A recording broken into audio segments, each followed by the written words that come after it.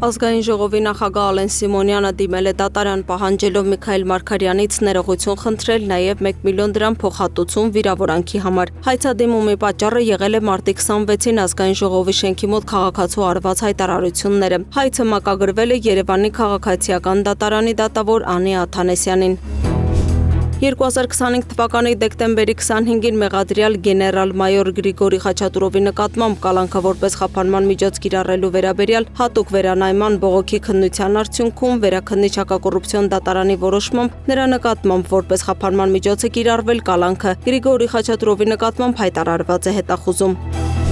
Դանակահարվել է 8 համարի երթուղայինի վարորդը ներքին գործերի նախարարությունը մանրամասներ է ներկայացրել Երևանի Հալաբյան փողոցում 8 համարի երթուղայինի վարորդին դանակահարելու դեպքի առնչությամբ, ըստ որի նախնական տեղեկություններով վեճ է ծագել ուղևորի եւ վարորդի միջև։ Ուղևորը եղել է ոչ սթափ վիճակում եւ դանակով հարված է հասցրել վարորդին։ Երթուղայինի վարորդը տեղափոխվել է հիվանդանոց, նրան վիրահատել են։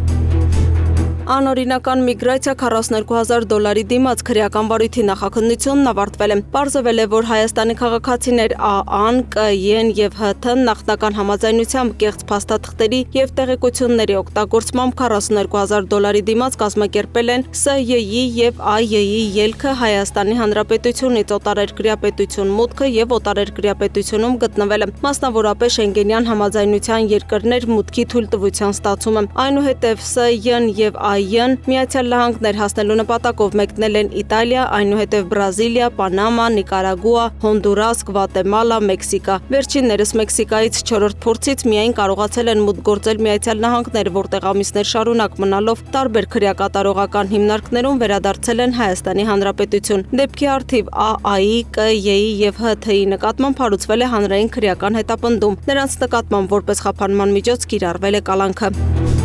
Հակակոռուպցիոն կոմիտեի նախագահը խոսելով Աննա Հակոբյանի ղեկավարած հիմնադրամի ենթադրյալ խախտումների մասին ասել է, որ քրեական վարույթ չունեն։ Մենք ունենք գործեր, որոնք իրացվում են, հրապարակվում են, ձեր նշած դեպքով մենք քրեական վարույթ չունենք։ Ծիծեռնակաբերդի հուշահամալիրում լրագրողներին ասել է Արթուր Նահապետյանը։